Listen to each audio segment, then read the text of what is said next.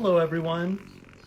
I wanted to do a video today on a concept from my book, which I have strategically placed behind me on my $0 and 0 cents constructed set. You can kind of see it a little more now. This book is called Literature: How to Read and Understand the World, and if you haven't seen on my Facebook page, I'm going to do a release event on April 25th at 7 p.m. And you can RSVP if you want to be there.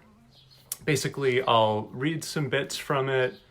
I'll talk about it. I'll take questions if people want to type them in. And if anyone wants a signed copy, you can send me a donation through my website. Any amount will do, and you can let me know your address and I'll sign a copy and send it to you. So again, that's going to be on April 25th at 7 p.m. That's the book. It's exciting to have it. Initially, I wanted to do this event physically at, a coffee shop here and other places in town, but then all of this happened, so I just decided then that rather than wait to see whatever's going to happen next, that I would just do this event virtually. So yeah, April 25th, 7 p.m., RSVP, so I know about how many people are coming, and I'll do a reading, I'll give a talk, I'll offer signed copies, and I can mail them to you myself. So I hope some people are interested in that. And tonight I'm just going to talk about one of the concepts from the book. Just because I want to share about it, really. And this is the way I'm doing that these days. So it's a book about literature, but more deeply than that, it's a book about wisdom and about what wisdom is, where it comes from, and how we can apply it to our lives. Because as a young person reading and deeply identifying with literature, I always had a sense that it was in some way being used as a template for how to lead my life.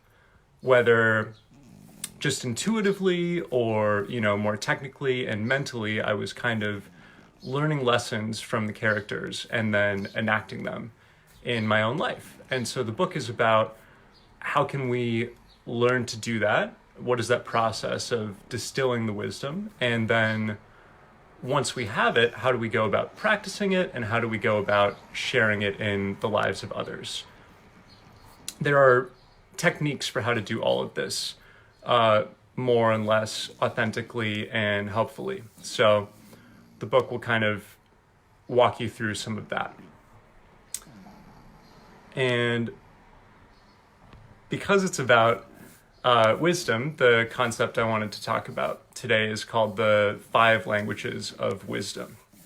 And it shows up late in the book, and it's not, the main thrust of it, but it's something that works well condensed into this format. And so I just thought I would share it here. So before getting into each of the 5 languages and what I mean by that, it's helpful if I set up a founding metaphor, which will help you understand what I mean by wisdom. I was actually in a meeting somewhat recently with someone talking about this book and what I wanted to do with it, and he suggested I not use the word wisdom when talking about anything because it was too ambiguous and people think it's too woo-woo. And I was like, but I mean wisdom, so I'm going to keep using it, But it is helpful to kind of ground these concepts because people do have different ideas in their minds when they hear them. So for me, it's helpful to think about what kinds of situations. Sorry, I want to keep this in focus, but my arm is getting tired.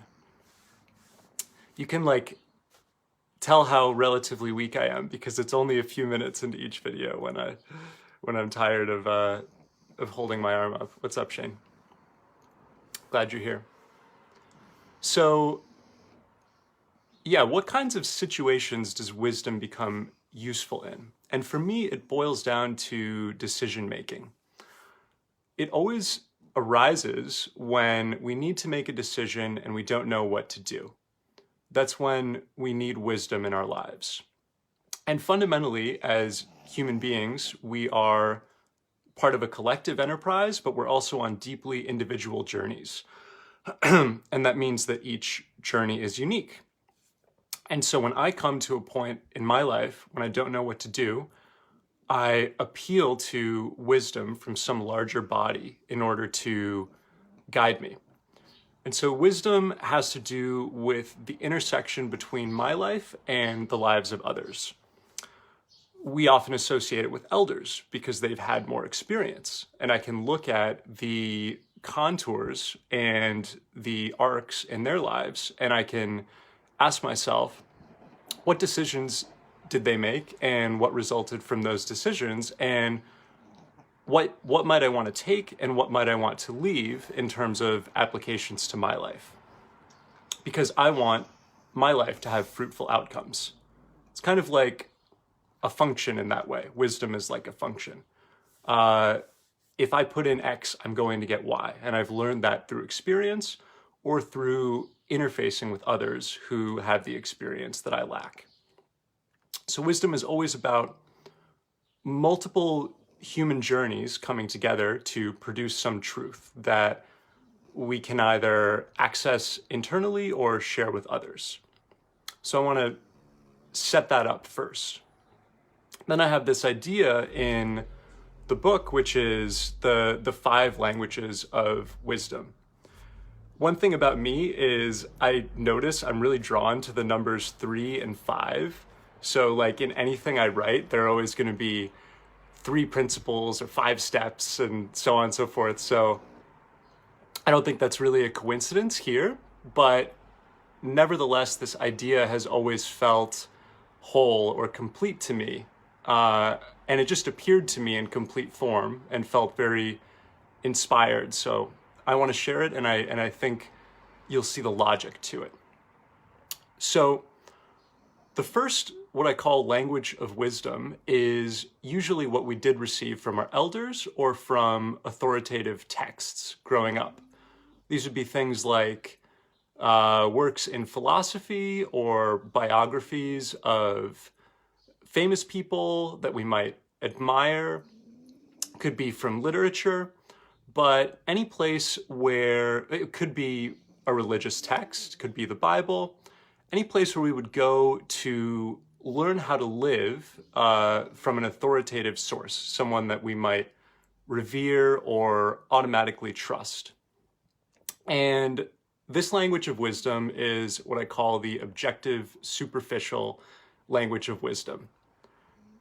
Sometimes my names sound too academic for things when I say them out loud, but it's too late now because it's in the book. By superficial, I don't mean that these ideas, lack muster. I just mean that they are ideas outside of ourselves and not intrinsically applied to our lives.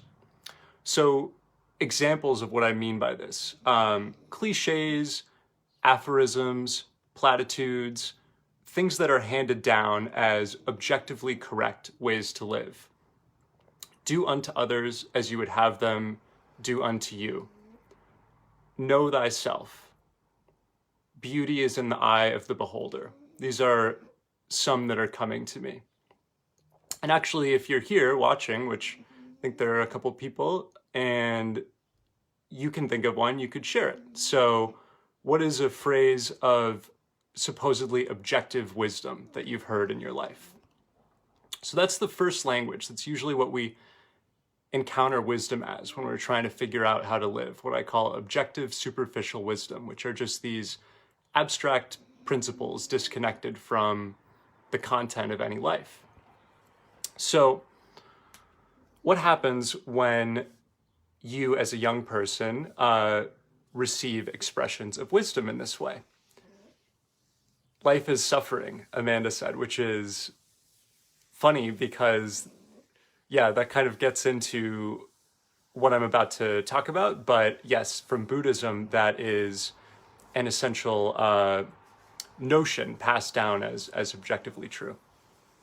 So, as a young person, when I hear these supposedly authoritative or objective expressions of wisdom from elders or from texts or wherever they come from, there's usually an instinct to rebel. There's usually an instinct to say, that may be true for you, but you don't understand my life. Or, why am I going to live in this way? This is just something I encountered in some book. What do they know? Or to write off the conditions of the person who rendered the wisdom. Socrates was some crazy man dressed in rags, millennia ago. What does he know? Or more kind of personally, it's often our parents telling us what to do. Here's the right way to live. Here's the wrong way to live. And again, we'll feel an instinct to rebel against that and in some way deny it. And so the second of the languages of wisdom I want to talk about is self-denying wisdom.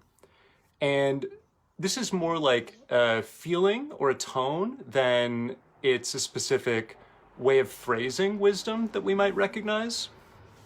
Basically, it says, no one else can tell me what to live. And even deeper than that, no one knows how to live. This is the principle that there are no principles, no objective principles, no absolute truth. It's a place of skepticism and denial, and it can ultimately become very dark. This is because often it also has to do with being hurt. Say we have followed someone else's advice and it's taken us to a place we didn't want to be in. Or say we feel abandoned by a person who should have provided wisdom for us. At some point in life, there's just a skepticism about wisdom in general and about the possibility of being wise. And instead, we become very jaded about things. Some phrases that might bring this forth are, nobody understands me, I can't do it, I can't figure it out, it's impossible. We might get even more broadly sweeping in the picture we paint. We might say, life is a joke, life is cruel. So self-denying wisdom will always highlight our powerlessness to lead a wise life. This actually intersects with the reason I call the first language objective superficial wisdom. It's superficial in that it doesn't tangibly apply to our lives, which means we can't yet access it and use it. It's just this thing out there that I don't know how to interact with. And so eventually I gain the disposition, other people are wise, other people are happy, but it's not for me. And I start to feel defeated. And so again, that's the second language, which is self-denying wisdom. There's something wrong with me or with the world. So it can be a dark place. This is where the third language comes in, and the third language I see as really the essence of transformation in this set of 5 I'm going to talk about. And by the way, just in case a new person is watching at this point, I'm talking about my book, which is called Literature, How to Read and Understand the World, and I'm sharing a concept from that called the 5 Languages of Wisdom. So the third language is the subjective language of wisdom.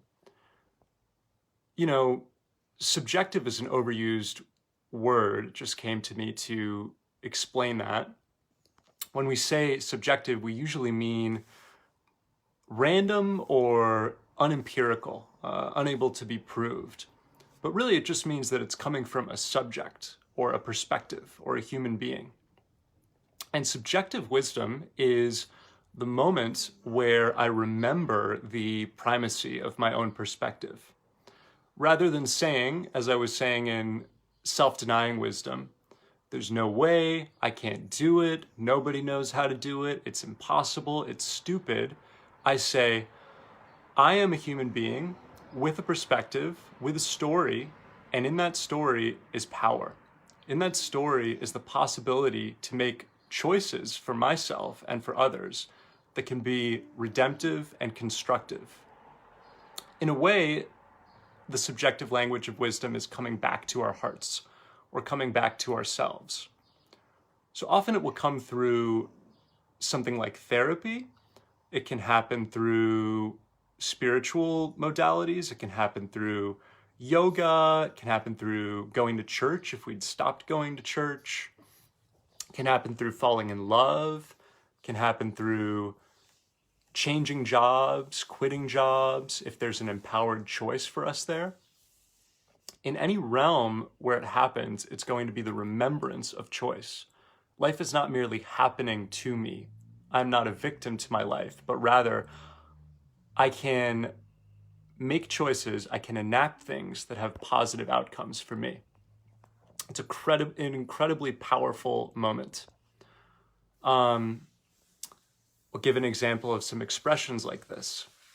The thing is, unlike with objective superficial wisdom, unlike with life is suffering, like Amanda wrote, or do unto others as you would have them do unto you, as I shared earlier, these are going to be specific to my individuality, and they're going to be unique to any person. So something I might say as a form of subjective wisdom is I can positively influence my relationships by being a good listener. Again, I mentioned earlier how wisdom can be like a function. If I input X, I'm going to get Y. In the subjective form, this means if I do X, I'm going to get Y.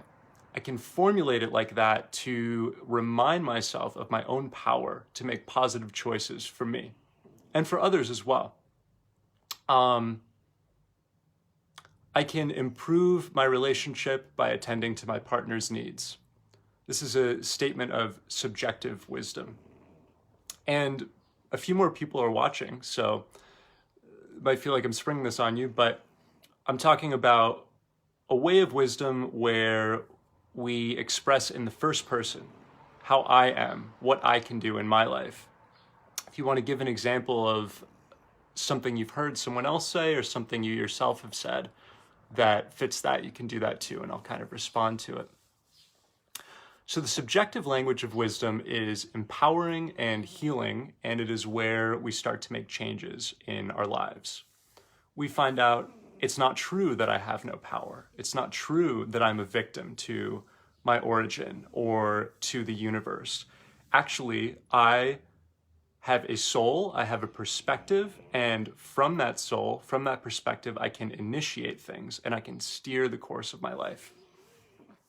Notice I'm speaking about this all in the first person. That's the marker of this language, using the first person, using the present tense, enhancing my connection with myself, reminding myself of my connection with myself, that it's good to be here as I am. It's good to be Jackson or whomever else is speaking this wisdom.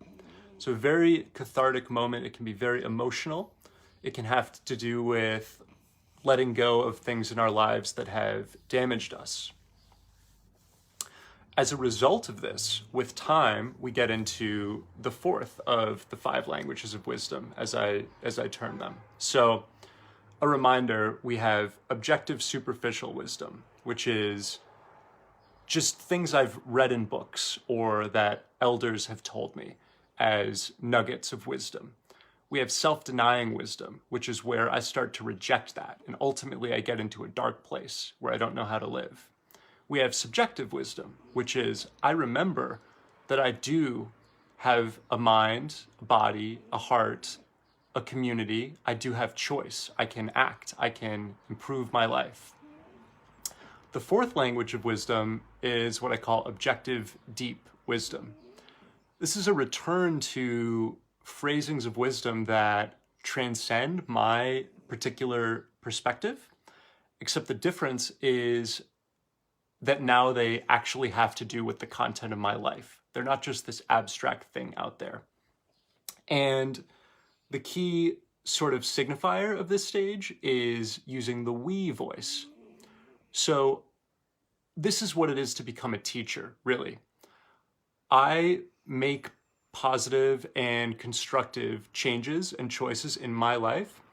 Other people begin to notice and they ask me, what are you doing that's working out so well for you? How are you making these transitions? Why do you seem so happy? What's going on?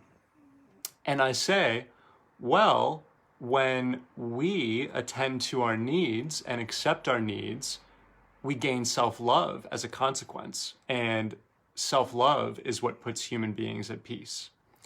Just an example, but I'm giving an example of a statement using the we voice that expresses a truth about multiple human beings at once and about what works for us, what helps us to lead a healthy and vibrant life.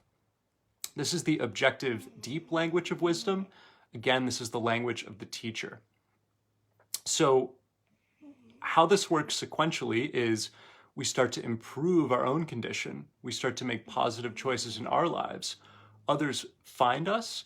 They ask us about what we're doing. Hey, what's the formula here? Why are you beaming these days? And we explain that, as I'm doing now, in a manner that applies to more human beings than just ourselves. This language comes with confidence and it comes with responsibility, because what I tell to the other person, if they have put their trust in me, is going to be taken seriously and maybe applied in their life. And I can lead them astray and I can do harm to them if I am untrue, or if I share something that, while it worked for me, may not work for them. So this place of objective, deep wisdom, of sharing truths in the we voice, is a very tender one, and one where we need to be careful. Furthermore, it too has its end. I said there were going to be 5 languages, and we're at number 4. So if you learn to count, you maybe had anticipated that. So eventually, one of 2 things is going to happen, and our trust in, or our love for, the we voice will also be transcended, will elapse. One thing is we might begin to notice how the shadow side of confidence is pride, and the objective, deep language of wisdom can lead to pride. If I am often in situations where people are asking me for my wisdom, and I am expressing, here is what we as human beings can do to lead healthier lives, it can go to my head. I can notice the more I speak to the collective body of constructing wisdom, the more I simultaneously and implicitly fortify my own position of that wisdom. In other words, there's a paradox that even though I'm speaking about something collective, I'm actually enhancing my status as an individual, kind of subtly, secretly, necessarily. So we might start to notice, wow, speaking in this way, sharing in this way, helping other human beings in this way, it actually implicitly makes me into a god as the one who is the possessor of the wisdom that they need. It can lead to a salvation complex as well, kind of as a parallel to that. So we may start to notice that. The other thing that can happen is if we begin to interrogate this word that we keep using, which is we, we'll notice that it falls apart. We'll notice that we don't even know what we mean by it. So case in point, say I am speaking with another person who has solicited my wisdom, who has said, Jackson, please help me with something. And I've said, well, we as human beings like X, and we can do to achieve that. And I ask myself, what do I mean by we? Do I mean just myself and the person to whom I'm speaking? Couldn't be, because I'm communicating a broader confidence in what I'm saying. So it has to be more. Do I mean all human beings? No, I don't really mean that. Do I mean human beings and other animals? Why would I mean that? Do I mean every living being on the earth? Do I mean the earth as one organism? Do I mean some greater energy? What do I mean? And I'll realize that I don't even know what I mean by we. The confidence in one or multiple beings making choices that steer their lives will sort of disappear, and I'll realize actually what's happening when I experience choice is that some larger force is suffusing me and making the choice for me. So there's a dramatic humbling that happens when I actually examine my own language and realize I'm not the cause of my own wisdom. I may have had the sensation for years that I was making positive choices that were improving my life, but when I really think about it, something else was flowing through me. This is opening onto community. This is opening onto a broader or deeper perspective. I call this language of wisdom ephemeral or mystical wisdom. This is the one that is most difficult to pin down because its nature is that it's changing. It can't be simply defined or constructed.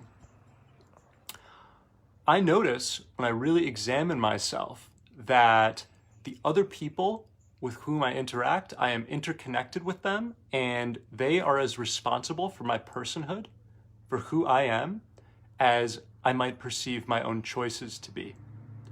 I might realize that my entire identity is indebted to everything that has ever happened to me, the good and the bad, all of which was unchosen, by the way. I did not choose my parents. I did not choose which class I was born into or what skin color I have, or all of these things which may be beneficial to me, may be harmful to me, but nevertheless make up who I am. And every moment there is some sort of energy driving me forward, life filling me, speaking through me, and I didn't choose that either. And so this self-humbling occurs where I recognize I am the product of wisdom. I am being born by wisdom, moment by moment, rather than affecting it, rather than writing it, rather than speaking it, creating it. It is happening to me. It is happening through me. This is where we realize wisdom is a gift. Wisdom is not something I could even be prideful of because it's not mine. It is something inherently it's my duty to share because I am part of the web that is life and it is flowing through that web and it wants to be spoken. So this language of wisdom, ephemeral or mystical wisdom, it does have some giveaways where you can kind of map it out verbally as well. So what's up, Yaya? It's good to see you here, man. One thing you'll notice is that it's passive. We're always told in English writing, at least in America, to write in the active voice because I think the deepest in this trajectory of wisdom forming we get as a culture is the subjective language. This is a very individualistic culture, hence the narrative of I am in control of my life, I can make empowering decisions is very popular. With ephemeral or mystical wisdom, or I also sometimes call it transcendent wisdom, we'll speak about ourselves in the passive voice. We will say, something is occurring within me or through me. I am being moved to change jobs or to leave my relationship or to propose to my girlfriend. I am being called to write a book or to paint or to return to music, which I had loved. There's a sense that something is happening to me and through me and that I am the recipient. That's awesome. Yeah. Well, it's good. It's really great to have you here, man.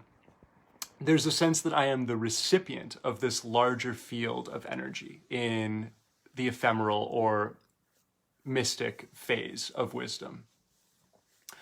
This is the last phase because fundamentally there's nothing left to do. I, as an individual being, don't have anything to conquer. I don't have to form any more wisdom because I don't have to know how to lead life.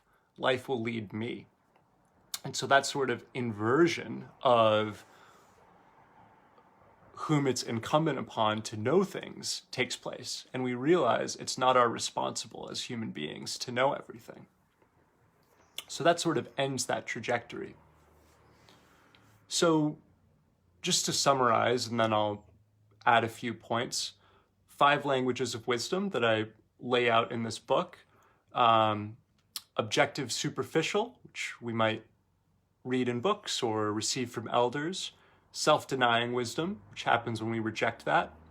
Subjective wisdom, which occurs when we remember our nature as choosers and fills us with self-love, helps us make empowering choices. Objective deep wisdom, which once we've acquired some confidence and others have noticed our changes, marks us as teachers.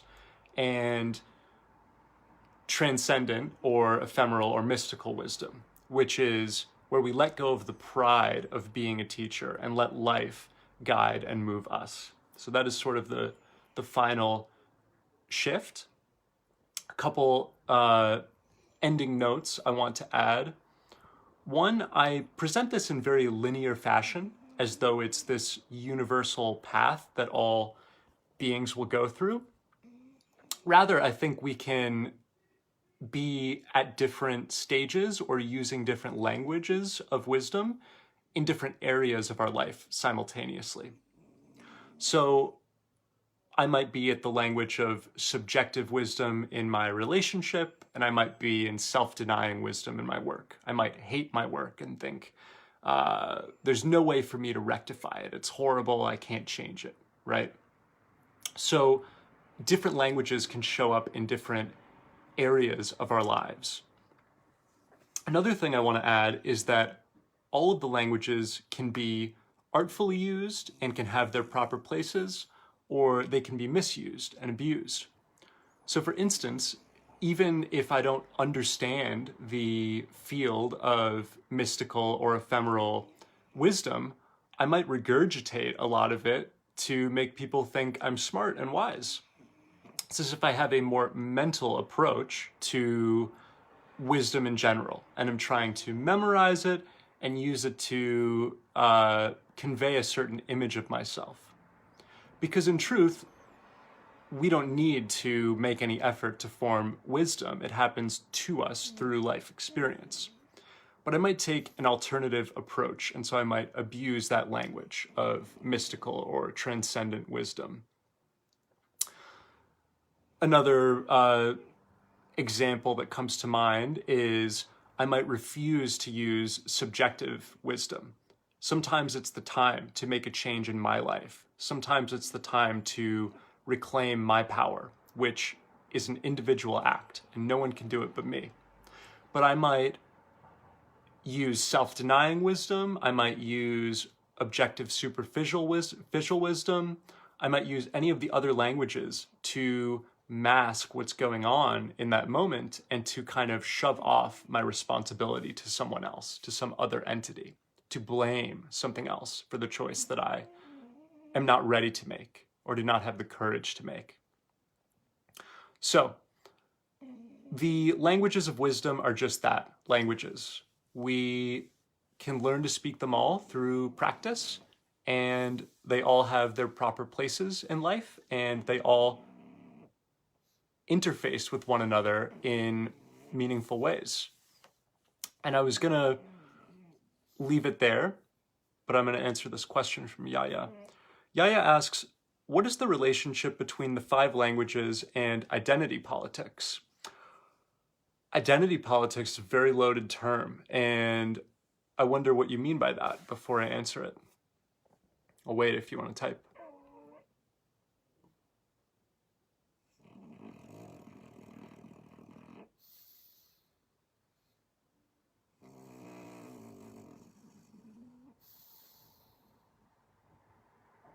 I don't know if you can hear the dog snoring. She was probably snoring the whole time.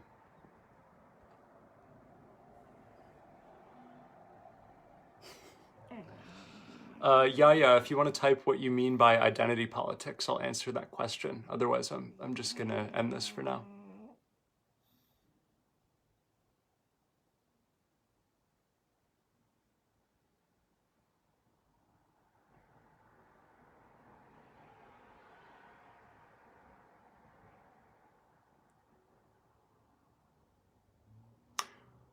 I think I'm just gonna end it. Yeah. Oh, there you go.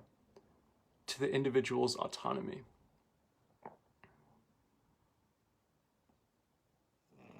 I guess I don't know quite what you mean, but I will say briefly, there are some things in life we cannot choose, such as the color of our skin or,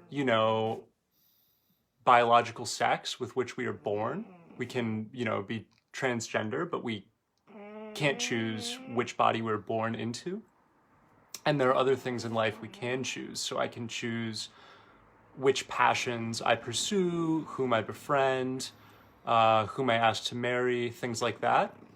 And the subjective language of wisdom that I talked about is really excellent at helping us discriminate between what I can choose, what is in my control, and what is out of my power.